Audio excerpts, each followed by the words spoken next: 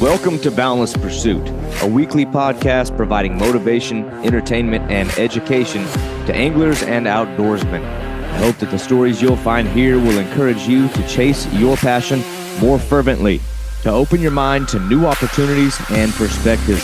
Your engagement and feedback is critical to the growth of this show, and I would love to hear your suggestions on topics or potential guests. You can reach me at boundlesspursuitfishing@gmail.com or at my website, www.boundless-pursuit.com.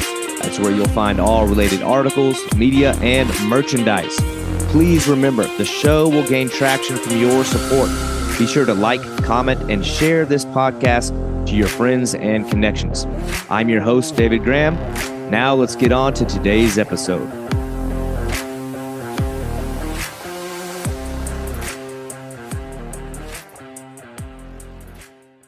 The process of learning new waters can really be as exciting as the catch itself. But still, the goal is to turn searching into catching. And we can benefit from every piece of information and technology that we can get our hands on. And like me, today's guest is a Florida transplant, drawn by the world-class fishing, but still having had to overcome a learning curve. Ryan Kostecki grew up fishing the Northeast for fish like migratory striped bass and bluefish. And while a move to South Florida meant a change in scenery, his calling as an angler led him to the sand just the same. Because Ryan Kostecki is a surf fisherman, but a marketing specialist by trade. And while on a job assignment using drone technology, he saw the potential that this piece of equipment had in helping him learn new waters. Kostecki began using drones as an eye in the sky to observe fish behaviors and to survey water features and how the bait fish and the predators were responding to them. Just a valuable and creative source of data collection. And the use of drones is just representative of the progressive line of thinking the anglers are going to have to take to stay competitive in the growing popularity of the sport. And so Kostecki is using drones to locate fish, to locate features, and to deploy the bait themselves. And his success in using this kind of technology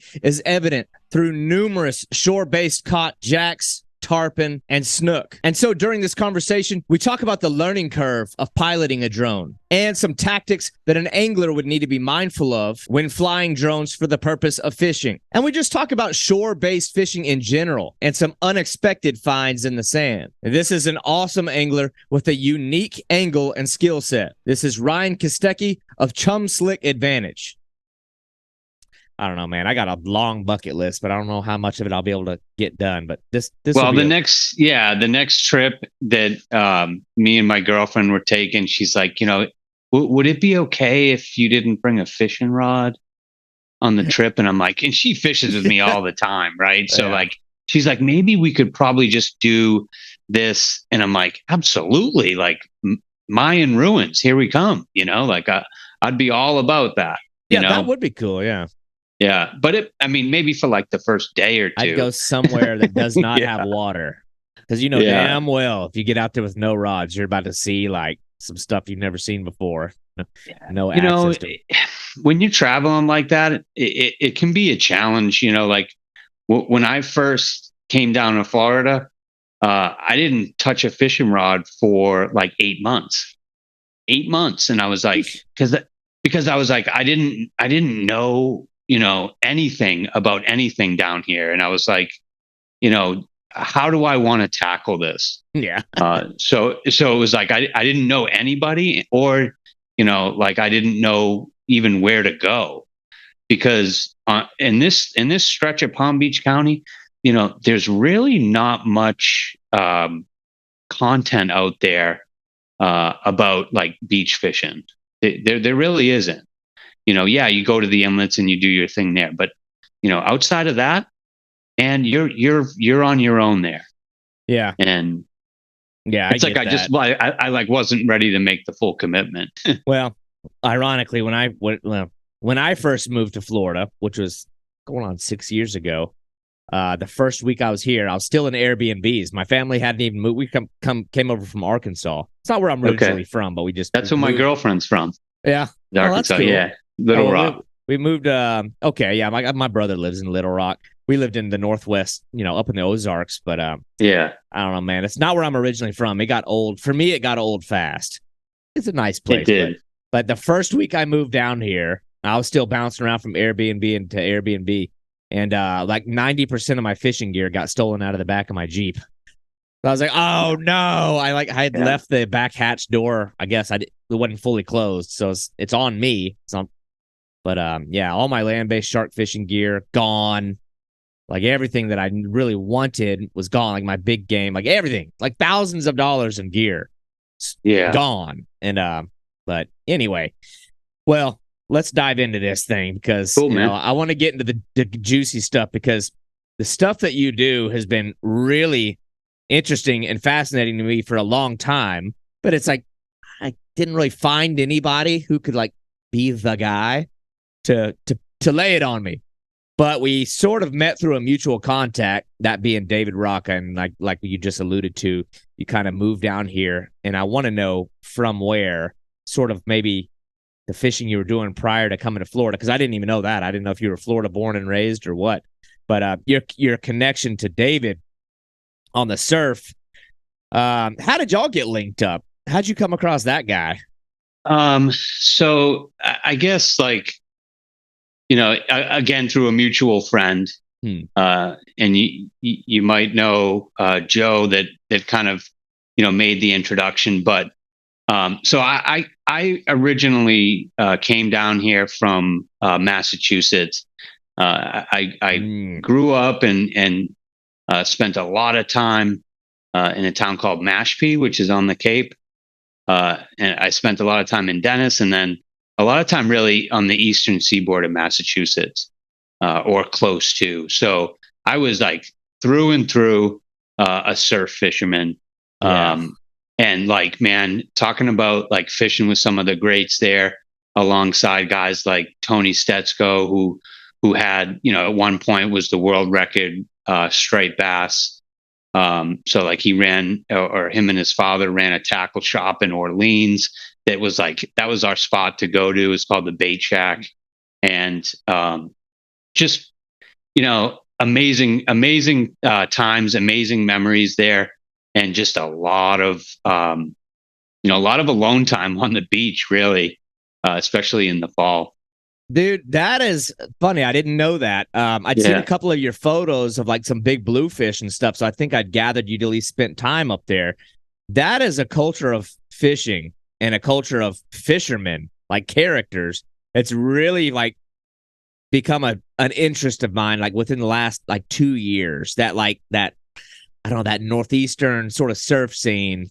Yeah. It's like, it's just funny. Like these guys ascend to these like legendary status, and like I don't know of anywhere else in the country that exists. It's like, oh, that's Salty Bob, and that's so and so. I'm like, oh, that is so funny. How, like there's like this rank structure of like the old like dogs up there, but that's funny. So that's, man, it is a crazy place to go, because like at one part of the year the place is absolutely dead, and you're absolutely lucky if you can get a chance at like maybe some like holdover trout, in the freshwater scene down there. And then when like the end of April happens, it's like people just come right out of the woodwork, and old relationships are like rekindled on the spot. And all of a sudden, like you're in this community before you even realize it. And if you spend a few years down there, a few full seasons down there, you can get plugged in really quick. And, a lot of it, I guess. So I went to school at UMass Dartmouth almost a millennia ago, it feels like. So I spent a lot of time southeastern Massachusetts, and the Rhode Island, the northern Rhode Island shoreline. So like fishing places like Charleston Breachway, the West Wall, catching like that very first striper that comes up. And it's funny because like you'll hear rumors like, well, it had lice on it, so they're coming up here. It wasn't a holdover, because there is a population of anglers up there too that will just fish holdover stripers in the marshes and stuff. So crazy place. And I go up there a couple times a year, and I mean the fisheries changed up there for sure. Yeah, that's what I gather. I do. I've listened to a few. I'm kind of like I'm scouting right now. I want to find a good solid character from up there because that, like I said, that culture of fishing is interesting to me.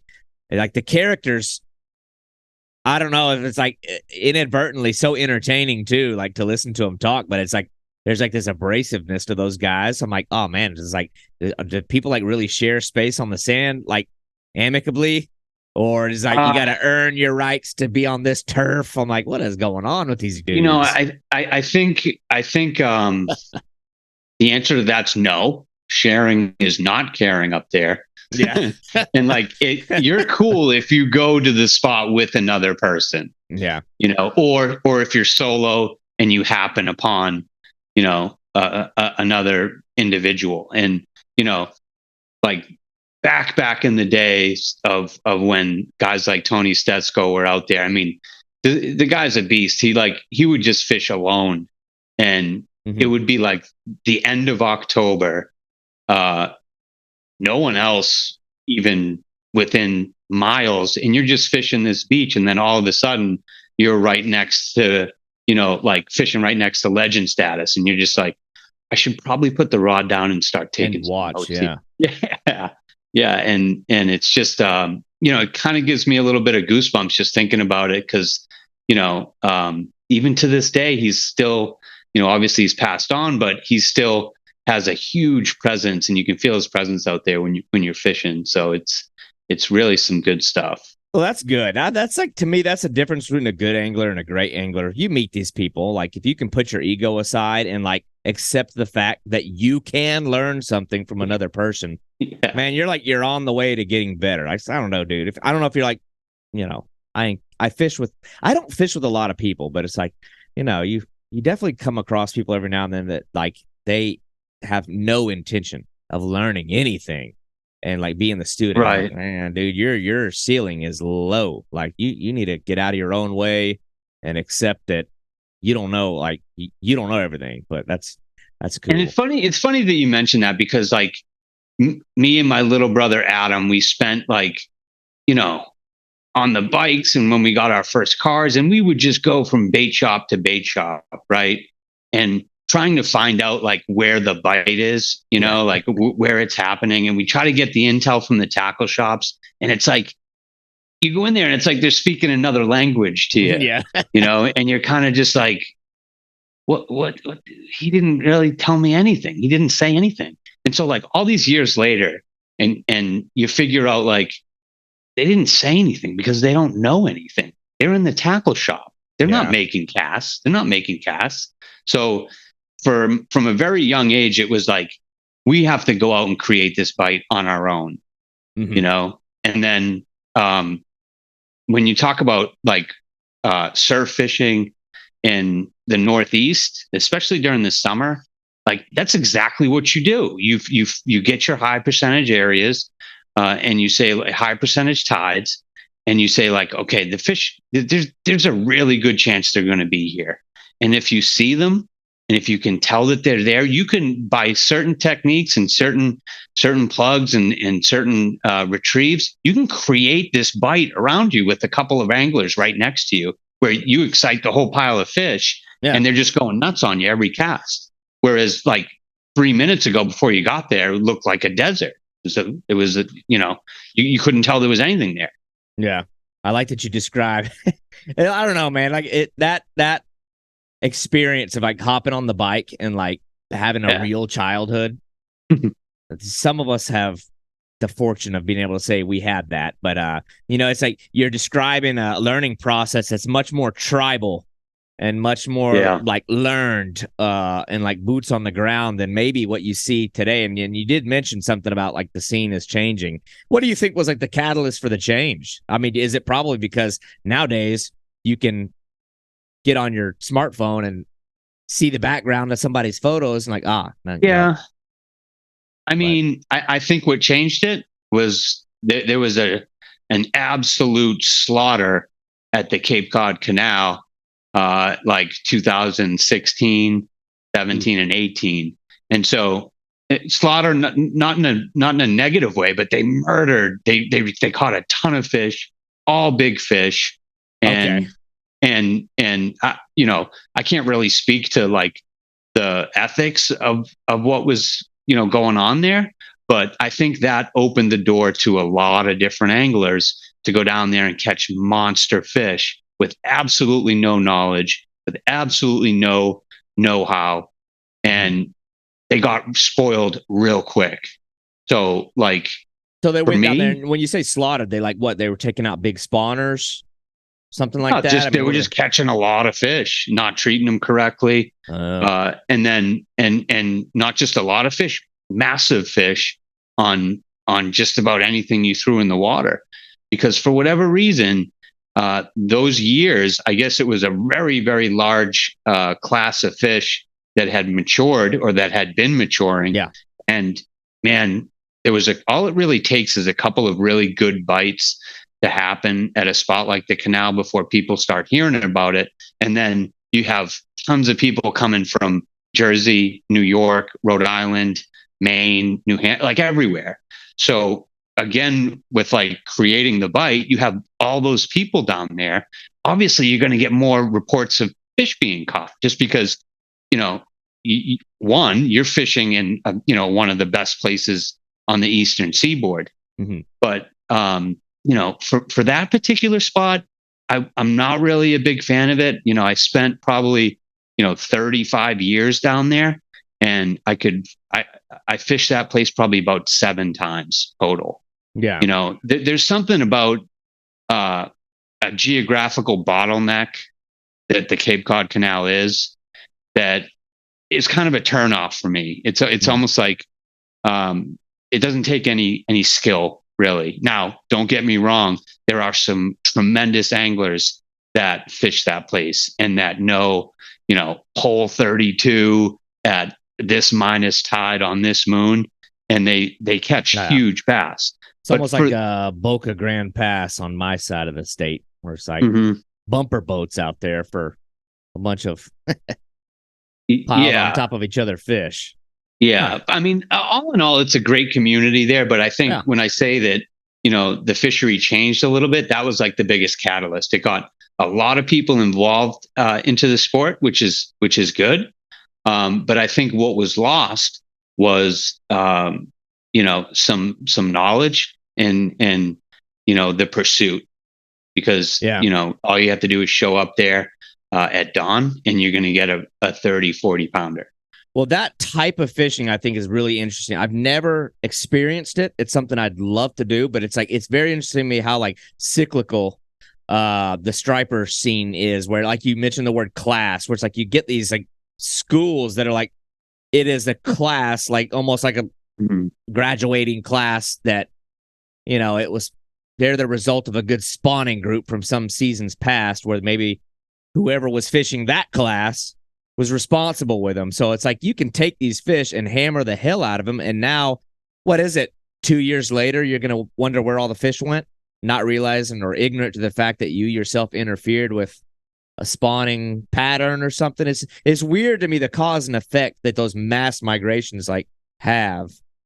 So, and I think you bring up a good point about like, manipulating certain classes of fish. And when you talk about manipulating them in a place like the Cape Cod Canal, which is like the bottleneck, right? So like this is why the herring situation got way out of control there, because like you're dipping herring in a place where they have 5 feet and they're on a migratory spawning route. Like, no kidding, you're going to have an impact to the species. And you're taking food out of the mouth of the fish that you want to, like, I don't know. That's, right. Yeah, and then there's that. Yeah. So like if you're talking about that, that quantity of people catching that number of fish out of an area, a bottleneck like that, it's going to have an impact. And the good thing is what these guys have shown over the years is that by doing certain measures, like slot limits and things like that, you can manipulate a species pretty easily. Mm-hmm. For example, like when I grew up, it was if you caught a fish that was like 30, the limit was 36 inches. And if you caught a fish over 36 inches, you were like, you were floating on that legend status, because back then in the late 80s, early 90s, like there was no fish to be had, especially in that class. So they got on it with that limit of 36. It came all the way down to 28 in subsequent years. And then, it's come back like we've never seen it. Like I'm seeing things up there and fish up there that I've never seen before. And I'm like, man, the year I moved down to Florida, it goes absolutely bananas up there. But I'll tell you, the fishing down here it's totally different.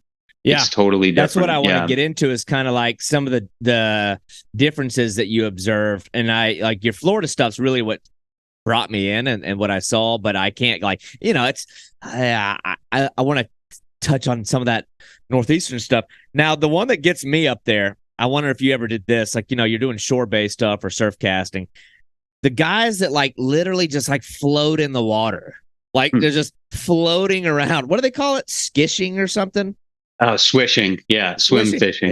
Yeah. See how stupid I am. I'm going to edit that out.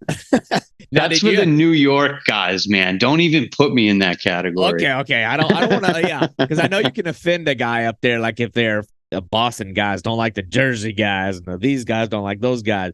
Yeah. But that was when I'm like, oh, that is like, I wonder how much of that is necessary and how much of that is like, I just want to like do something exciting. But anyway, okay, well. It's next level. It's next level. I went to Montauk one time for a buddy's wedding of mine, and I was like, we have to stop to go fishing, and of course we stop, and the whole tip is like blowing up with these massive schools of bass, and I'm like, these guys are out there, and I'm like, how did he get to that rock? And how does he have all his gear there? Like, he must have spent, did he wait for low tide? Yeah. And I'm like, no, that dude's swimming out there and he's getting bashed around.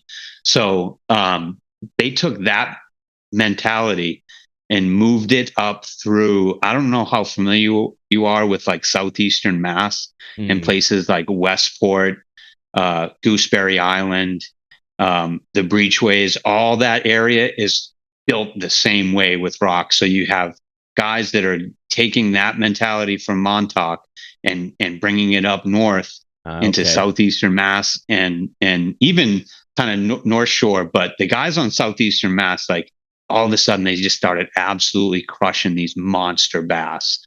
And it was like, okay, these guys are suited up. Something I never got into. Like, I need to have my feet on the sand to be able to like, put on some flamingo floaties on your arms and let the tide take I'll tell you, like, I'm the type of angler that if I see something and I know it works, I'm going to take it like to the next level.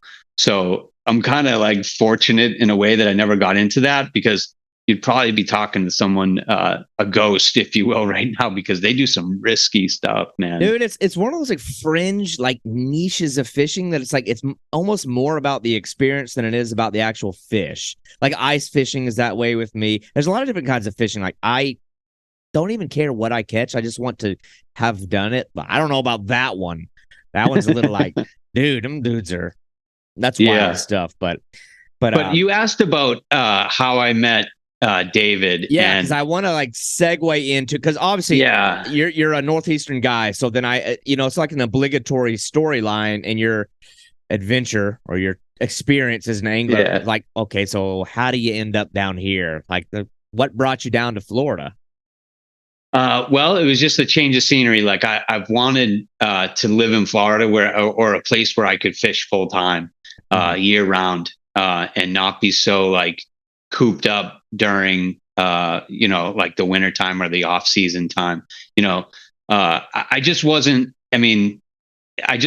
getting what I needed out of the sport up there on that limited seasonal basis. So the concern was, like, I've established a really good community up there. I knew all the spots. I could pretty much look at a calendar and say, like, this is where I'm going on this date and on this tide, and do really well. And I got, really into it. And to take that to a place where I had no experience, didn't know anybody, and didn't know any of the conditions or anything was like, like I said, it took me 6 or 7 months to even touch a fishing rod by the time I got down here. A lot of that, there was probably a little bit of ego in there too, going like, I'm such a big shot up there. Yeah. I fish and I can catch all this. Like I come down here and I'm like, well, if I'm not going to be, at the top level of the sport, I don't even want to fish, And then like I started looking around, I started seeing, things being caught, and I started like saying to myself, all right, like who's catching them and what are they catching? And I'm just going to start at the top. So obviously, if you take a second, you scroll on David's page, you're just like, this is kind of ridiculous. I'm not sure if I believe it or not, but let me go inquire here. And, after signing a blanket NDA with David, he eventually kind of like, gave me a little bit of insight. And then, I kind of used a strategy that I just live my life this way. It's more of like a reciprocity thing. So I always try to give, before, I receive. So I was constantly inviting people out that were on that game, on that level, inviting people out to fish or to experience a bite that I may have, done well at down here. So, and it takes time. That's how you develop relationships. It's not just about, seeing an image on an Instagram post and then like, all of a sudden you think you're going to DM the dude and you're going to be like fishing buddies and he's going to tell you everything he knows about the sport. Like, it doesn't work like that. Yeah. Oh no, especially anglers. We're more, I don't know. I have probably been a little more open with people than I should have been. It's like, I am very much coming from like wanting to share what I love with other people. It's hard to find the real ones, you know what I mean? The authentic ones nowadays, more so than ever before, especially if the place that you're finding them is social media, which oftentimes by nature is a game of like what you can get for yourself. Becomes even more hard than like, let's say if you just bump shoulders with a guy that you see physically on the beach and you go strike up, organic conversation with a guy like that. But I kind of wonder, like with your story is, the affinity for being on the sand or being on foot, like the surf fishing thing, why not a kayak? Why not on a skiff? Why not on a bay boat? What is the allure behind, the culture of the surf fishing that's roped you in? Was that by necessity because, oh man, I can't afford a boat? Or was that by what is it about the surf scene? I mean, I guess that's what you're left to when you have nothing. Okay. So take that statement for exactly what it is, because there have been times where all you have is a fishing rod, and all you have is your buddy to go out there and try to target, some world-class fish, and there's nothing else. And you can put together memories with absolutely nothing. And that's really, really strong. You can't do that on a boat. You can't do that, when you're doing like, crazy shark fishing with Pen 130s and stuff like that. Like it's really where it started. And I guess that's where the affinity, is. But certainly like growing up, down in that region or up in that region from here is, I worked on the charter boats there with guys like Hap Farrell and Chucky Cataldo. And they taught me, what Cape Cod Bay is about in terms of striped bass and bluefin tuna. Like those are mega guys out of the Rock Harbor fleet up there. And, I remember like when I first got hired as a mate on there, like we're heading out, and like literally I'm getting real emotional at this point, because I'm like, they're gonna pay me for this? Like it was like such a crazy thing, and that kind of like introduced all these different anglers into my life, and really kind of propelled it. But there was always an affinity under certain times and certain conditions to get back to the beach. Yeah, that's cool because that's sort of what I'd wondered. I don't know. I get that way too. It's like, especially when your roots in something are that way. It's like it doesn't matter where you go. Like if you reach like, I don't know, high levels of catching crazy international fish from these massive boats. Something about I know I get this way about certain types of fish or certain environments. Like for me, I guess the parallel here, just in conversation, is like I get that way about, for whatever reason, like a blackwater cypress swamp. I Yeah, don't know what it is, but like when I can walk through, and I don't care if it's loaded with mosquitoes, but there's something about black tannin stained water, Spanish moss, and like cypress knees that just like does it for me. I don't know if it's like the yeah, reflective quality of the black water and everything's like a giant mirror, but it's also like that type of environment shaped me as an angler. So it's like, dude, I don't care if I go to like the tropics or up in the mountains. Like something about getting into the way back into a swamp does it for me. is that where your kind of angling career started? Yeah, I mean, I grew up in the southeast, and it was just like I think I started more as just like a kid that liked catching snakes and stuff. So I was like, Yeah, I love the swamp, but for sure, the overwhelming majority of my time, like developing as an angler, was spent in a canoe in a swamp or just wading through it. So yeah. it's like when I get back to it, it feels like a reset. I don't know. Who knows? Some people don't care about that kind of stuff, but maybe that's probably similar to the experience you have with the fishing. But your learning curve is what's sort of interesting to me too. It's like I don't understand the beach scene, but I do know that you're doing something now. And if I leapfrog anything and like where you started to where you got to here, just rewind it however you want. But what I Yeah. watch that you're doing is much more modern and very interesting to me. It's like I've been right on the edge of wanting to dabble in on myself. Is this drone fishing? Oh You yeah. using the drone for videography I don't really know how that started. But the use of a drone, what did that start as? Was that for videography purposes, for finding bait pods, or what? How did you get into that? Well, it was I was doing it a part of the marketing business, part of the Chum marketing advantage for a client that was doing some marine construction at a property that was on the intercoastal, pretty close to the ocean front. And at this point, I'm offshore fishing. I picked up like a Grady White, a 20-foot Grady White, and and I'm just being out there at this point. Like I'm not really into like the fishing that hard Mm-hmm. yet. Because I really felt like I wanted to get like some more knowledge and time on the water. So anyway, like I'm flying the drone for this client, and I decide to take like a loop out, a pass to the ocean, pass from the beach, and then kind of uh, back to where I'm stationed or whatever. So like I do that. It's 8:30 in the morning, Yeah. and sure enough, like there's a pile of maybe 60 jacks. Just, I mean, and they're buzzing down the beach, and I'm like, how is it that I just flew and saw this in the middle of the summer? Like, what's going on?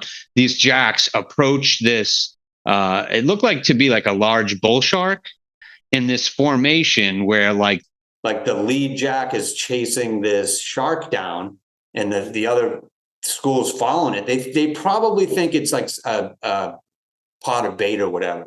The lead jack understands that it's a shark. You can see it on the video that's on my page there, and he falls back in line all the way back to the end of the school, and then the whole school shifts away from the shark. So I'm like, Huh. this is crazy, right? Because these particular fish here that everyone considers like trash fish, ridiculous fish, these are the most like, I would say like intelligent species in terms of how they're like communicating, how they're ambushing prey. And, here's one thing that really tips you off that it's a really sharp fish, is that's eye size compared to body length. I guess you could just do a simple equation like that. The bigger the eye, the more things is going on with that particular fish. So at that point, I was like, I didn't really see anybody fishing on the beach. And I was like, man, this area, no one's really fishing. That there can't be really much, caught. So that initially sparked it, like, wait, there is stuff out here. And then I took it to a level. I was like, if I'm going to take this on, I'm going to need all the tools I can get, because there's just far too much shoreline. There's far too much stuff that I don't know, that I'm going to have to take this on with some technology. And it was more than just like running into an angler on the beach and asking him like how he's catching it, because he's not catching anything, because like he doesn't really know. So I didn't realize the amount of fish that were out there catchable until I put that drone up in the air. And I'll tell you, the main area that I fly, and this isn't like a spot burn thing, but I fly from Boca Inlet all the way north to Boynton Inlet. That's like my zone right there. And so my goal was to know every single thing I could about every stretch of beach there. So there are certain points where I can fly right from my truck and probably do 500 meters in each direction. And I can identify structure. I can identify, I can read the beach. And then moreover, I can return in the morning at those same spots. So that got me thinking like, all right, there's definitely fish here. So, from there, it was just the drone fishing thing hadn't clicked yet. It was just kind of like using the drone as a tool to locate fish in spots. That was like the first step.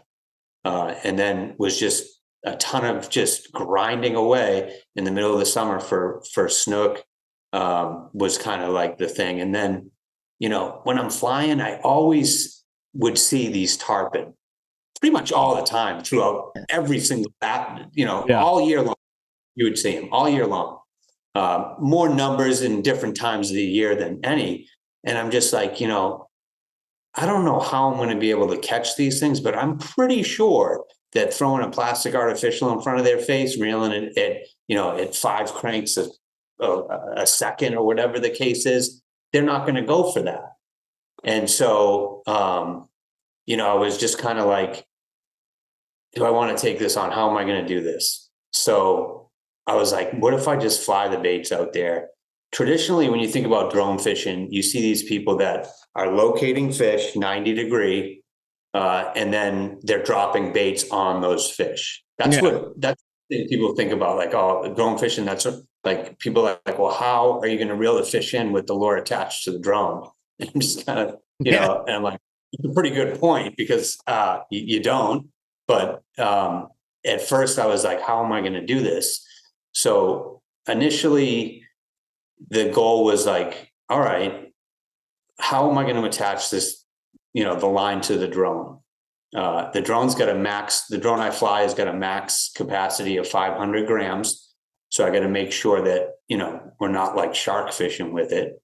Right. And, it's a matter of like, for me, it was finding the areas in the afternoon and fishing those in the morning on the flip tide.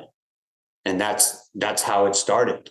And, the first time we went out, me and my girlfriend, Andrea, we went out, it was Memorial Day weekend, that's May, right? Yeah. So it was Memorial Day weekend. And there's some things that you learn pretty quick about drone fishing. You learn that, boat traffic's going to mess you up pretty good. Wind is not your friend. Yeah. And if there's any bit of weed, you're just going to have a real challenging time making a good presentation. So it was like mill pond conditions. We go out, walk a mile down the beach, and There was reef there, which we don't traditionally fish around reef just because of the shark scenario. But we were like, you know what? Let me just drop a couple baits down here.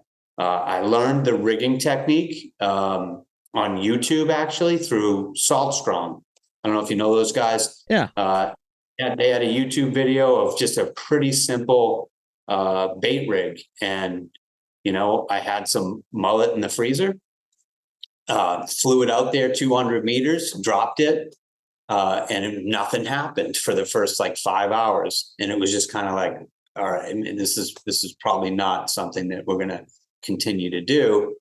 But then there was like a front that came through. Both rods go off at the same time.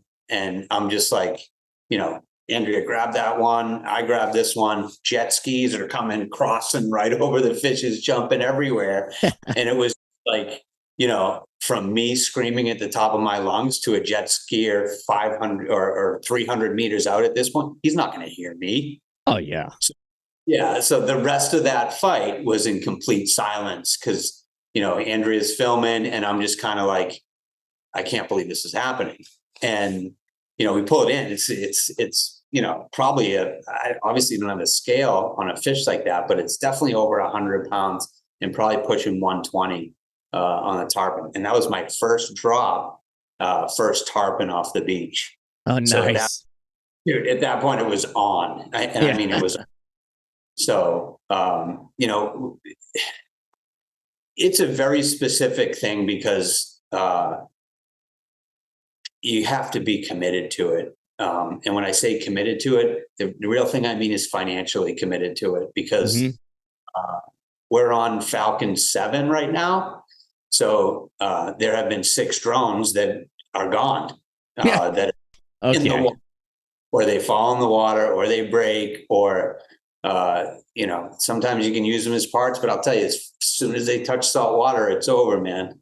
That was definitely one of the things I was going to bring up because I've been very interested in drones, if not like due in part to making like maybe a cool video, but also because like what you mentioned, having eyes in the sky is just, I mean, you can take one look at a drone in the air and look at it through the lens of an angler and say, boy, I bet you could, you know, see some fish through that thing. Like your mind goes straight to it. So I'm like, I see these guys with the drones. I'm like, well, that'd be so helpful to see like bait pods, to see water features, to see behavior patterns like what you observed out of the jack. Like it gives you a very unique real-time view. It's almost like, you know, because I obsess over like Google Maps. I probably wasted more hours of my time at work playing on Google satellite images and always thinking like, oh, it sure would be cool if I had a live feed. And it almost offers you that. But the thing that sort of keeps me away from it is like, well, I don't know how I would get past the heartache or the heartbreak of one of those, seeing one of those things go down. So like, I'm wondering like your process of learning, was there some, like, I'm like, you know, you can only fail one thing has to go wrong for that thing to go down, because I'm wondering like, and you're attaching a string to it, you know, a fishing line. Like, have you had instances like where you'd miscalculated weights or you brought it down? I mean, I don't know, man. I mean, look, if you're going to go the DJI route, get the Care Refresh package. That's all I would recommend. They give you 2 replacements. Yeah, you got to pay a little bit of a deductible, but highly recommended if you're going to be flying in and around water, for sure. But the first thing too that I did with my drone was get a polarized filter for the lens. Okay. Okay. Yeah. And you'll notice if for recon purposes, you'll notice that you can position the drone. You want to position it, you know, your ass into the sun, and then you're viewing at a 90 degree or close to 90 degrees possible. That's going to give you your best visibility. With the Polar Pro filter on there, you can probably see in 30 feet of water right down to the bottom, like it was, you know, 2 feet of water. Barring the conditions got to be okay too. But that was a huge help. And then, you know, honestly, crashing a few drones, man. crashing a few drones and getting that out of your system and knowing the limitations of the equipment. To like the novice guy who, I don't know, recklessly cannonballs into just buying one. What hazards, both man-made and natural, I guess, should they be like aware of to like avoid losing the money? I mean, I just, when those things... if you're just flying for recon, you want to be careful with wind. Wind's you want to be careful with understanding the distances, because they're not always correct.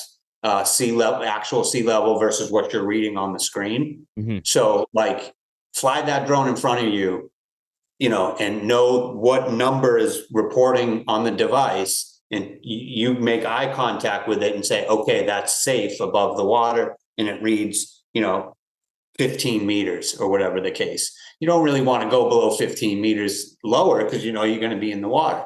And one of the biggest pitfalls is how that drone reacts to being over water. Okay, it is calibrated to react very well over land, over hard structure. It can pick it up. It knows what to do with it. It can land automatically. Over water, it's like trying to land the drone on a mirror. And with the sensor, like, it's going to react all sorts of funny, when unless you kind of know what you're doing. I would not have thought about that. I guess wind is sort of the obvious hazard. And then, how much do you have to worry about animals that don't like the presence? Because, you see these ones. I got buddies that have drones, and they've told me stories of like hawks and stuff, taking. Oh, yeah. The ospreys, especially, around Gulfstream, the ospreys that, and you can tell what areas are going to be, habited by a lot of osprey. Like, the closer the building is to the ocean, that's a really good sign that there's going to be some osprey there. The closer the trees are, not necessarily palm trees, but like the pine trees and the taller trees, the closer they are to the water, the more you're going to have with osprey. But generally speaking, those drones are really, really, they're pretty resilient. Like, I've had birds, crash into it, and they'll just move off to the side, and they'll keep flying. Oh, okay. Battery life is another kind of big thing where, like, you're not paying attention to your battery life, and it'll tell you, like, return to home, and it'll just fall out of the sky. And then, you're pretty much done at that point. But as far as, like, while fishing with it, some things to be careful of is, like, your rod tip, broken a few rods. When you're setting out, you want to make sure that you want to stand in a certain position, that the wind isn't blowing the line into the propellers. A few drones have gone down because of that. Oh, yeah. So you have to stand on the windward side. You have to rig on the windward side of the rod, as opposed to leeward, because the line will flow right into the propellers. And we've had a few times where, like, the propellers get wrapped up in the braid. Doesn't hurt the drone, but if it touches the water, it's over. Yeah, because that's the other thing I'm thinking. Like, the nature of the fishing is, salt water is just so hard on gear and electronics. Oh, yeah. Are there, like, preventative measures that you take to, like, I don't know if you can, like, proof that kind of equipment, or is there like a cleaning process to? There are. I've got a couple spares, and we have a lot of spare parts at the house, so we know which pieces go. But as far as the drone itself is concerned, I use the DJI Mavic Air 2, and so the reason why I use this drone is because it's one of their best-selling drones. And what that means to me is that anytime something fails, I can go on Facebook Marketplace and buy drone only for $350. And so I always have it's like kind of like what Eli Whitney, right? Interchangeable parts. So I always have batteries from the same one. I have probably 6 or 7 remote controls. It's the same model. I don't look to upgrade anything. This one handles all of the missions just fine. So like, there's no need to get that bigger, better, faster drone. Yeah. Because I just find it's like, if you're changing platforms there, you're going to have a problem when something goes wrong. Not if something goes wrong, when something's going to go wrong. Another thing is that's really kind of foiled a couple of trips is the remotes have to connect to a phone on the DJI Mavic 2. So if they get any bit of moisture in there, you're done. You're not going to have visibility. Yeah. Not to say that you can't fly and drop baits, because we've kind of developed a manual practice where it's just as simple as like an elastic band on the landing gear, and then once you reach your spot, you just hold the spool and the band slides off. That's like a little bit more risky. You don't want to really do that. Today we're operating off of it's an aftermarket piece for the DJI. It's a piece of landing gear. I guess I could probably show it to you here. Yeah. This is just like China or whatever. And it's just a collapsible piece of landing gear, and it clips on to the drone. Clips onto the drone. I don't know if you can see it, but is that magnetic? How is it clipping? It's just it's like a tension clip. Okay. Yeah, and then you can just like pull it and it comes off. So it has like the back of it just fits right over the back of the drone pretty simply. And then it just clips on. So this is like landing gear. If I want to do my manual sets, then I'm just hooking my elastic band onto the end of the landing gear and flying it out real slow, and then just putting tension on it, and it'll slide right off the landing gear. Yeah, because that was the big thing I was wondering when I've watched some videos where they like drop it, and I'm like, how is it coming detached? I'm like, are they pulling it? Like, I hate the idea of like giving a yank, but I didn't know if there's like a battery powered thing that like opens like teeth. I'm like, what is so the deployment? that's the manual way when things go wrong. So the electrical way, which we use probably most of the time, is on this landing gear. There is a little hook. Okay. And this hook it has a light sensor. Okay. So when this drone has landing lights that I can engage from the remote. Okay. So when I engage the light, the hook spins. So I can just turn it on, and you can see. Okay. Yeah. And it's a tapered hook. So the gear slides right off of it. And then you can stop it by, shutting the light off. So, and then it spins and it slides right off of it. Important about this, and this landing gear is, really difficult to find because it's not sold in the United States. It all comes from China. But important with this, when I was out drone fishing, was line twist. I encountered a lot of scenarios where I would just ruin spools of braid because of the line twist. And that was predominantly because what I was using to rig the gear was like an additional piece on my line to hook onto the drone. So like whether it be just a loop that I tied on the main line, or whether it was a 3-way swivel that I added to it. And that was causing like a big problem. So this here, what I did was, and this is really like, it's something so simple, but it was, my goal was to have an inline, no attachment, no additional gear onto the line. Mm-hmm. So I was in, True Value fishing in Boca. The place is amazing, great spot. Tony there's the man. So I'm in there and I'm like, I don't know, looking for ideas. And I come across these 540-pound swivels with these really big O-rings. And I'm like, man, that'll fit right on the hook. And I could just use it, you know, I could just use it for, to hook right on the hook. Yeah. And so like I buy these swivels and the guy's like, what are you doing with that? And I'm like, well, I'm tarpon fishing. He's like, you ain't going to need 540 pounds. I'm like, sir, step away from the drone fishing person, Yeah. And so like, it worked out amazing. So it's as simple as, making sure your hook is positioned properly in the beginning. And then, when the drone's in flight, you're hooking the gear onto the thing, and then when you engage the light, it just drops, no problem.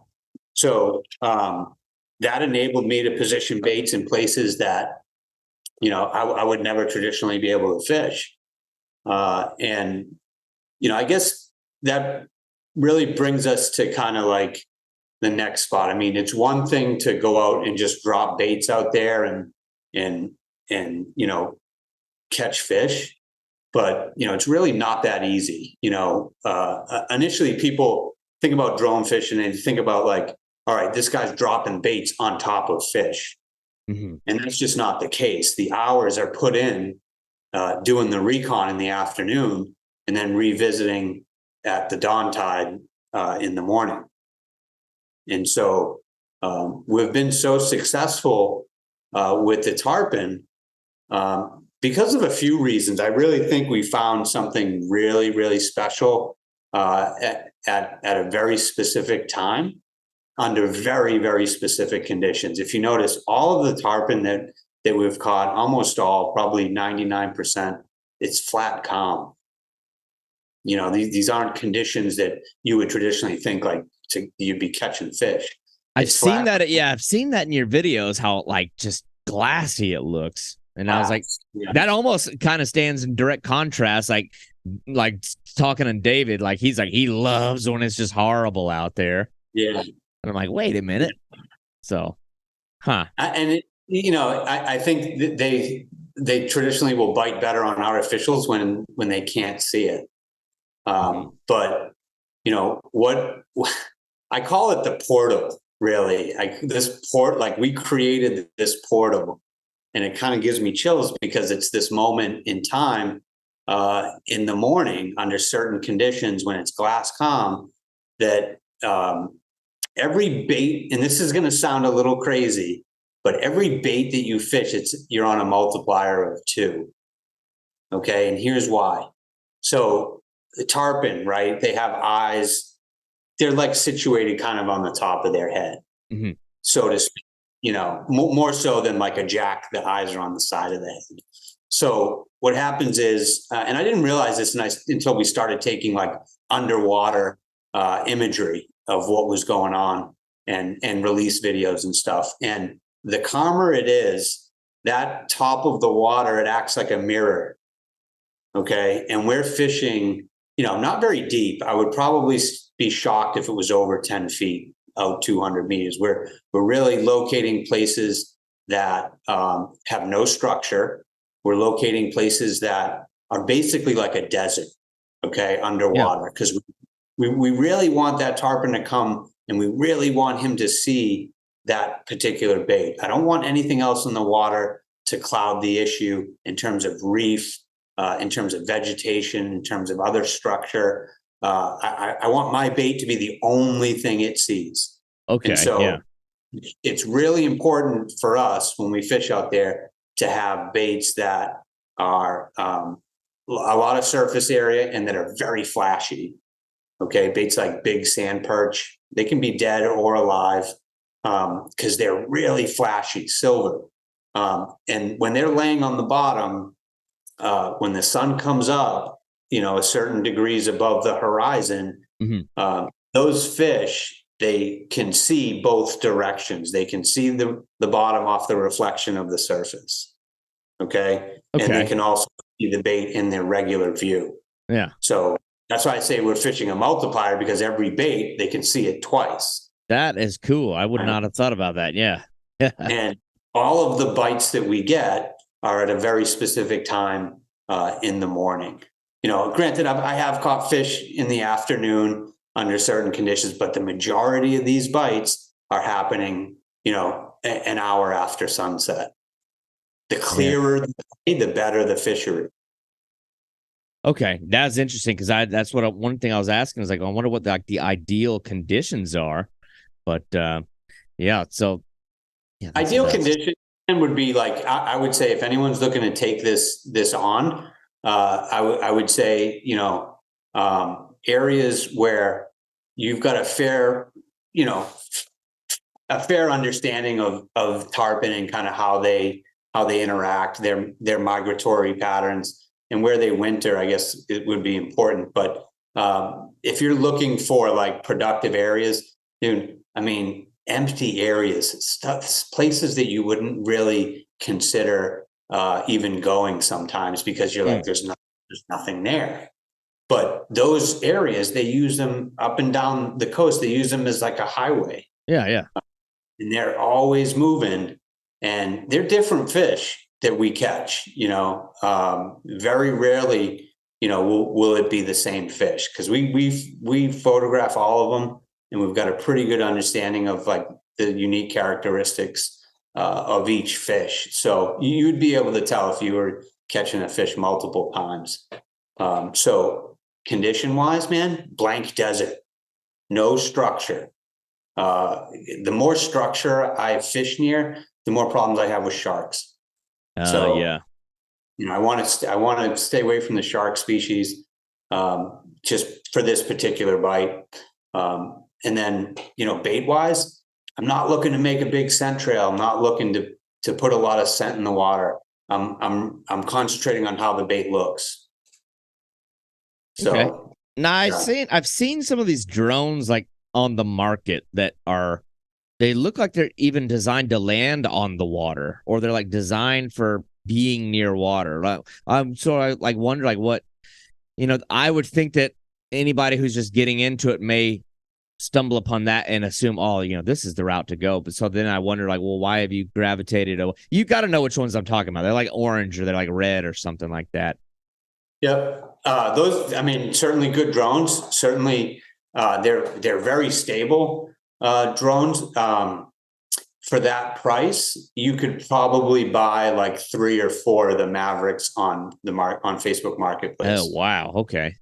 So, like, if you spend $2,500 or $3,000 for a drone like that, and when that thing goes down, or when something goes wrong with that, you're done, man. And you just took a big hit.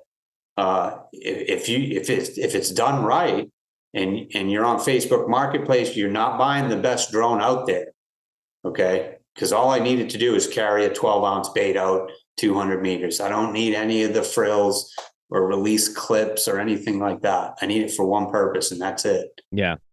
So my suggestion would be, try it with a lesser drone first. Yeah. And then be prepared to lose a few.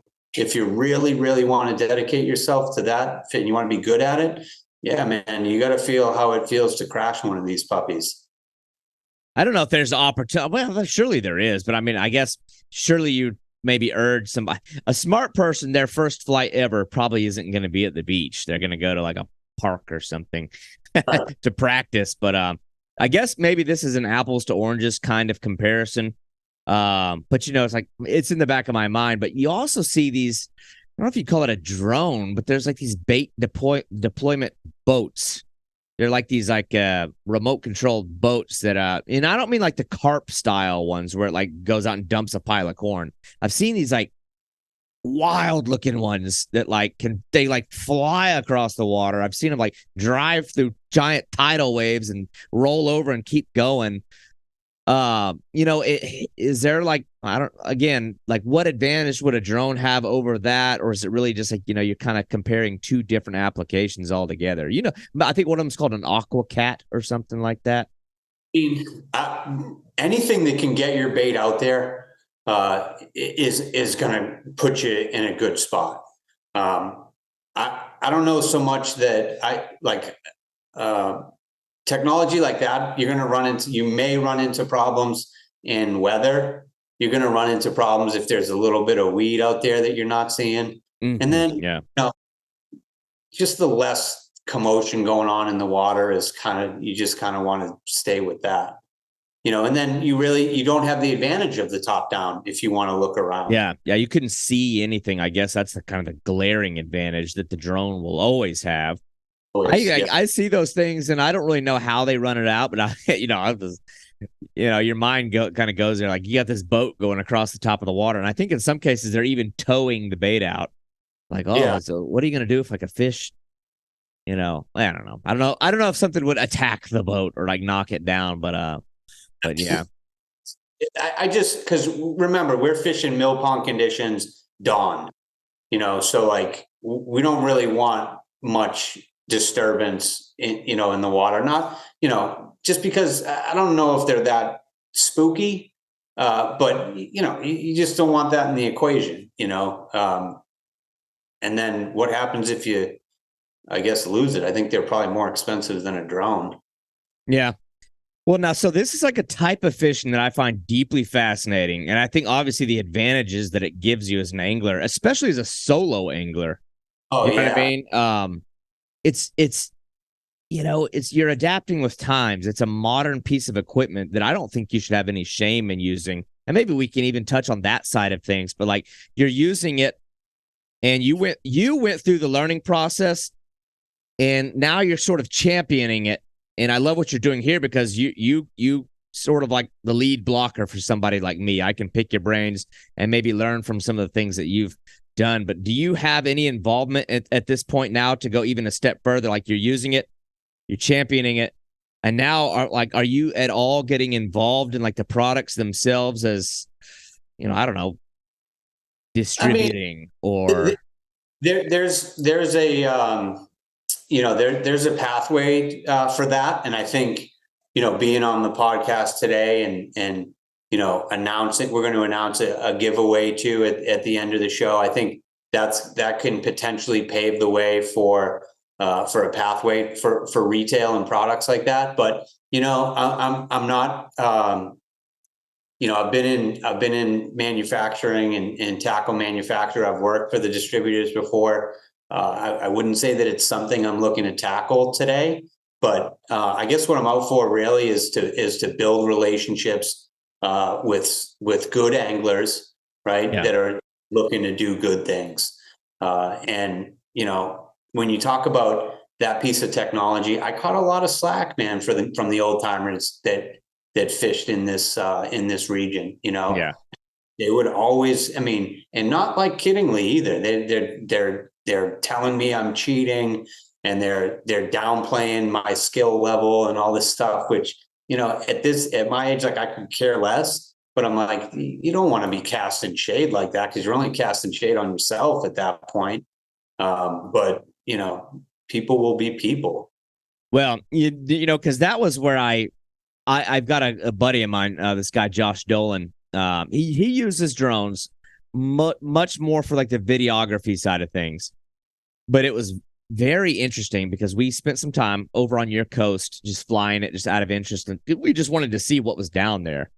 Yeah. But I was surprised like how angry like even regular beachgoers get. Like they feel like you're looking at them.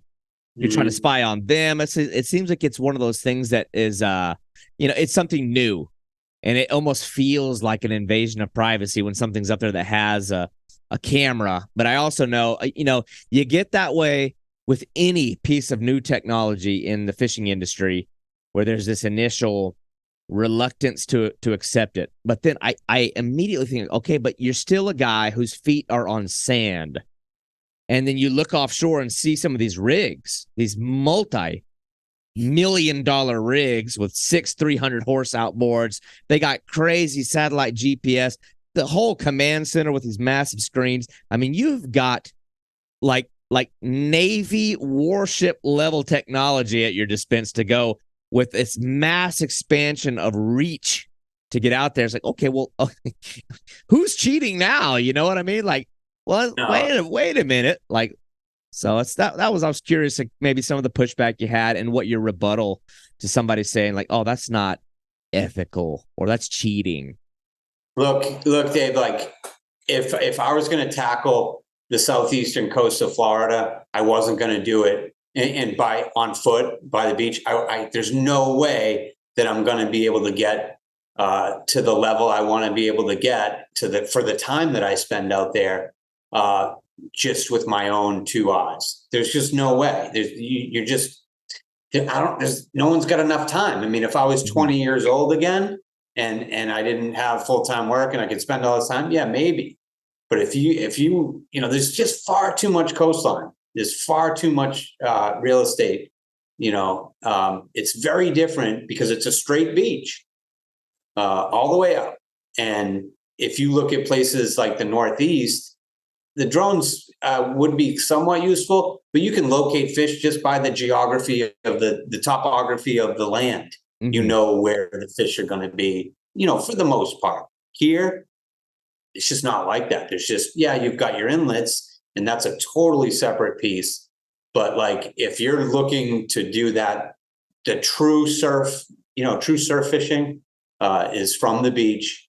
And if you're looking to focus on that, you're going to need help, and if you want to do it consistently, you're going to need some help. Yeah, I think about the little bit of time I've spent with a drone, and I guess like a similar parallel would be like the recent emergence of something like a live scope, where it's like the immediate reaction is like, oh no, this needs to be banished. This is terrible. And that's a debate that I don't know where I stand on, but I do know how I am and how I was with the drone. You get the screen, and I became so fixated on the screen that was like, you'll spend, and maybe I know for me, if I spotted one fish on that drone, I would probably become so fixated on working that one singular fish, I might miss everything else that's around me. Honestly, I feel like I'd probably do the same thing with live scope. It's like video game. I think I would become so infatuated with the moving blip on the screen that I would spend 6 hours trying to get that blip to eat my blip when I could have just been actively fishing for 6 hours blindly and been more productive. So it's like, well, which one's truly more productive? You know what I mean? So it's, I know that's sort of my takeaway with it. It's, but I'll tell you though, like the drone fishing though, like the real crux of it is the scouting and the miles you're putting in without any bait, without even a rod with you. That's really where the roots of the drone fishing are going to get you to a level where you're consistent. Yeah, it's like a mode of data collection more than it actually playing a major part in putting getting the fish to your hands. We've caught tarpon like not even finding the baits out there in some of these. I mean, you gotta walk out to your chest and cast it, but still very effective. The drone fishing piece came in knowing like at these hours, these fish are swimming through, not just occasionally, they're doing it every single day. Mm-hmm. Now, so like, I love the advantage that you have just having that set of eyes that's like, up there. And you mentioned earlier, you sort of alluded to observing things you wouldn't have ordinarily been able to observe, especially when fish don't know they're being watched. Like you get to really get like the raw cut of what's going on around you. But I also wonder, like, when you have this vantage point and you spend enough time on a beach that's tide driven where things are brought in and dropped and things go back out, have you like seen anything? Like, I don't know, this is sort of an open-ended question, but like what are some interesting things that you've seen or found either through the lens of the drone or just walking? As I know one thing that you found that I was like, whoa, I got to ask about that. But like, it's like, I mean, I don't know if you found buried treasure quite yet, but pretty close. But you make these associations that you wouldn't normally even think about. One of the major ones has to do with these turtles. Okay. And, you start to understand that when these turtles are hatching, I mean, they're a huge, huge food source. Yeah. Jeez. Snook, and you'll see it for tarpon. So it's like all of a sudden now I've got this area where I'm like, okay, I'm not going to fly there. There's no turtle nests. right? So I'm canceling out sections of beach because of my regular visual. I don't need to put the drone up here because I know that this place is there's nothing going on. But I come in contact, because I ride the bike on the beach too, another huge advantage.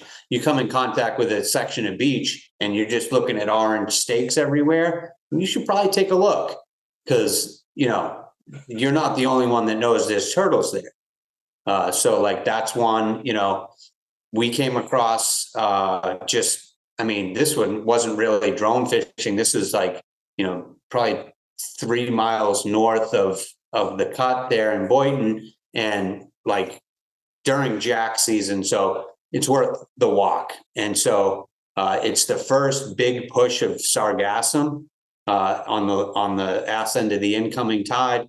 And so like that's a pretty good spot to take a walk. So like I'm fishing down there, and I get hit in the ankle by like either a piece of wood or maybe like a palm frond or whatever. I look down, pick it up, and I'm like, sure enough, it's this black square. And I'm like, oh man, here we go. Here we go. Naturally, in my mind, I'm like, I wonder if there's cash in here. It's probably not, but probably a good chance that there might be some cash in here. Open it up. All of a sudden, you can start smelling the chemicals. And like, I'm sitting on a kilo of cocaine 3 miles down on the beach. No one is around. And I'm just kind of like, oh boy, like, what am I going to do now? So put it up on the beach. And I was like, I need to digest this for a little bit, before, and then I just kept on fishing. And, I've been in recovery. I've been sober for, 7 years now. And, of course, those nasty thoughts are coming into your head of what to do and kind of like how much fun you can have. And of course, Andrea is leaving for 10 days on a trip to see her father. So I'm like, this is the perfect setting, So, after about 45 minutes, I called an old timer fisherman friend of mine. And I'm like, I felt like I needed to tell somebody just to kind of hold myself a little bit more accountable. And then, I called the authorities. They didn't seem like it was a big deal. I said, just get it out of here, and went on with my business. So there was a big force to like not contribute to the negative, I guess. Right. Everyone says, oh, if I find that, I could sell it for this and that. And I guess what a lot of people don't understand is what comes along with that, and the negative that you're putting out there. So what a strange, I don't know how like I don't know if spiritual is the word, but like what a interesting way that like forces of nature that might have been behind that to like lure you into a temptation of sorts. But especially when you're on like, you're on a different path fishing, which is like, it couldn't be more pure. It couldn't be better for the spirit, but to have that thrown in front of you. But I don't know, dude. If I saw that, I would be so afraid like that I'm like being watched. It's such a, but it's just crazy because you hear the stories of people who find that stuff. Like, you hear about it. But when I saw that when I was scrolling your page, I'm like, no freaking way. Yeah, it was nuts, man. And I'll tell you, like, I do the right thing and right things happen. I went on an absolute tear after that event. And, I had 2 fish, 2 jacks over 40 pounds. And then, this season for tarpon fishing has been just, incredible. Probably me and the team probably were 15 or 16 tarpon to the beach when no one's even hooking them in Palm Beach County. Aside, of course, if you're going to, PBI Inlet and you're fishing shrimp on this day, you're going to hook into 40, 60. I'm talking about the 3-digit ones from the sand. Yeah. Those are among the hardest ones, I think, to hold, fish, and catch. It's can be a challenge. So like after that moment, like you see, like I could have done this, taken this brick, put it up my nose for the next 10 days, had probably a pretty good time, and when you think about it, or you do the right thing. And so like you almost see it as like I don't know, a fork in the road is what they say. Yeah. And I definitely saw that, and I definitely had the options, and I had 45 minutes with myself with that sitting up on the beach, smelling all sorts of good at the moment. And, it was just kind of like that's not the trajectory that I'm on at this point in time. And sure, I mean, a lot of people hit me up going, "You are an idiot. You could have got this for that, or I could have done this with that." And I'm like, please, man. What now that geez, you talk about moronic advice from anybody. That's pretty telling and sad. But you think I don't understand that. You think of what the tide routinely brings in. Oh, It sounds like one of those things that would be like a one in a bazillion, like, once but it's one of those things. It's like, it's crazy how prevalent that stuff has become and how much it's saturated our day-to-day life and poisoned the streets in a figurative and literal sense. But that it's that routine that people are stumbling across this stuff. So, man, wild. If you spend any amount of time on the beach, right, and you'll know because you start to see helicopters and you think they're out just for a little sunset cruise. Mm-hmm. No, man, no, especially when they're out in low tide environments with heavy sargassum. Yeah, what they're looking for, and you just, they're like crazy, and you're like, oh wow, why is this guy flying it? If he's going to take my drone down, no, they're out there for a very specific reason. yeah. And then like later, probably, maybe 10 miles to the south, I'm fishing a spot, and a guy that runs the beach every day was like, yeah, I got one of those square groupers. And I'm like, did he just see my post or something? Or like, and this guy, I mean, I don't even know that he had a cell phone, and I was like, wait, are you serious? He's like, yeah, the cops are coming down there. So like in a matter of weeks, like, and this is just two, I mean, they find hundreds of these in the course of the season, plus the ones that don't go reported. So, it's an issue, and, there are times that I think it's more prevalent than others, for sure.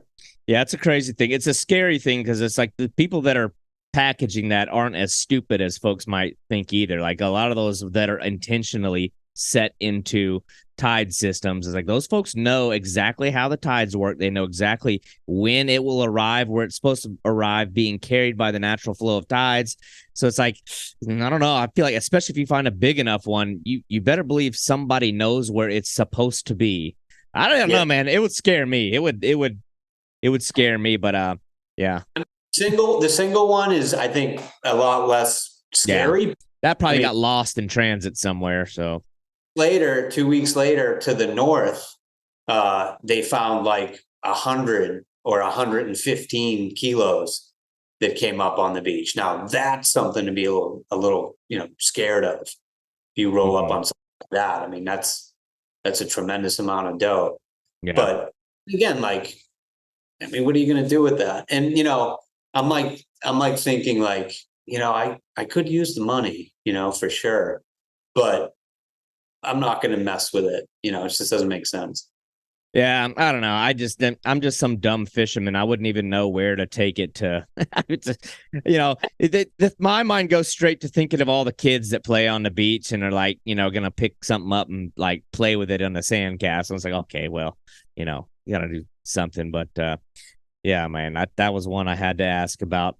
But, and you want to know what we found at the same spot the very next day? A dead chihuahua. Oh, geez. Not making it up, man. Like literally within probably 10 yards of the same spot, rolls up little chihuahua on there. And it was not, it had recently expired, put it that way. Like it still had eyes in it. Yeah, it still had eyes in it. Yeah. So kind of kind of strange. Yeah, you spend enough time at the water's edge, you're going to find some bizarre things. Why can't it ever be like a briefcase full of straight cash? That's what I was thinking of.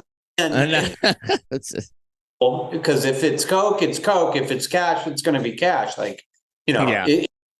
Yeah.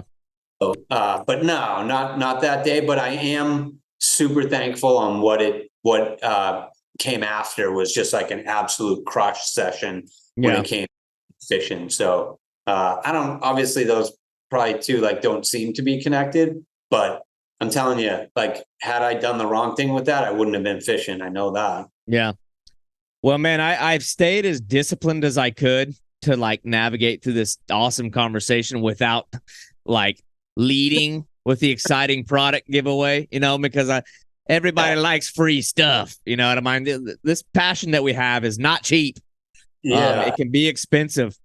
So you had sort of alluded to that. You haven't even spoiled it to me. This is all new for me. So it's like, I want to know more about what you got in the works. Let me know a little bit about what you got going on.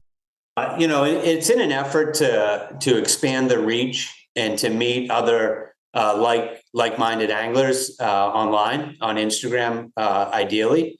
So, when you think giveaway, you kind of look at like a lot of different stuff, and you hear like, people giving away, fishing reels, rods, and stuff. Certainly good giveaways, but from my perspective, like, I don't think it's not worth the juice isn't worth the squeeze, so to speak. So I really was thinking a lot and kind of put it together. And what we're going to do is we're going to give away via the Instagram page, Chum Slick Advantage. It's at Chum_Slick_Advantage. We're going to give a full drone fishing setup, and it's going to be a giveaway that's going to last 1 month. And we'll probably kick it off the day that this podcast airs.